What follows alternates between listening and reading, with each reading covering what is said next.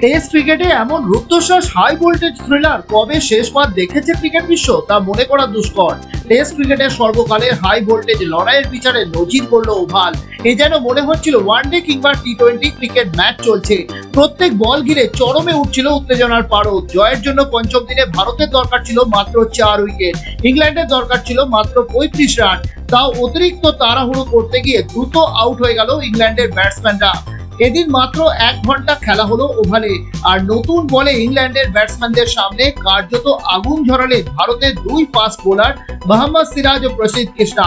দিনের শুরুতেই 2 রানে জেমি স্মিথকে ফিরিয়ে দেন মোহাম্মদ সিরাজ।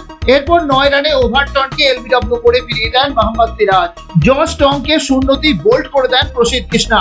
এরপর দেখা যায় কাঁধের গুরুতর চোট নিয়ে লাস্ট উইকেটে ব্যাট করতে নামেন ক্রিস ওক।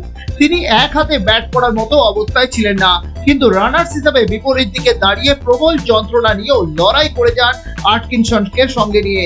ম্যাচ বাঁচাতে মরিয়া প্রয়াস চালান গ্যাস আটকিনসন, কিন্তু শেষ রক্ষা হলো না। 17 রানে গ্যাস আটকিনসনকে বোল্ড করে দেন মোহাম্মদ সিরাজ। ফলে ওভালে থ্রিলারে ভরা টেস্টে 6 রানে জয় ভারতের। টেস্ট সিরিজে সমতায় ফিরল ভারত। 5 উইকেট দিলেন সিরাজ, 4 উইকেট প্রসিদ্ধ কৃষ্ণা। তবে টেস্ট ক্রিকেটেও যে এতখানি রোমাঞ্চকর উত্তেজনাপূর্ণ ম্যাচ হতে পারে তা ক্রিকেট বিশ্বের টেস্ট ক্রিকেটের নয়া বিজ্ঞাপন হিসাবে প্রমাণ করে দিল তা বলা যেতেই পারে। Bureau report, sky news Bangla.